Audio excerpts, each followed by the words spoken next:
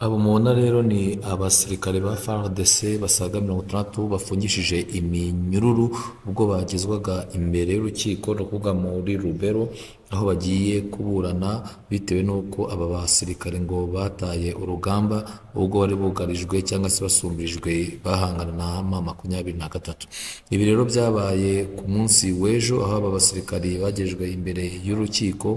Uko mubibona baregwa rero ibyaha bitandukanye, ngo birimo ibyaha cya mbere gikomeye cyo guta urugamba ubwo bari basumbirijwe bahangana na M23.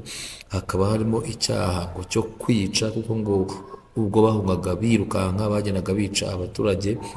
Hakabamo icyaha cyo gusahura ndetse no kwambura abaturage uko aho bagendaga baca. Urubanza rero ruri kubera mu ntara ya Romero muri Nord Kivu cyangwa se mu ntara Kivu y'Amajyaruguru. Ibi rero bikomeje kandi bikurikira urubanza nabwo rwabanje rw'abasirikare 8 bana imbere bakatiwe rwo gupfa, nabo bari barataye urugamba. Ni mu gihe rero M23 yo ikomeje kwigarurira ibice bitandukanye bya Kongo, aho bo bakomeje nyine kwegera imbere, ariko kandi nako ba Wazalendo bakomeje nabo guhunga.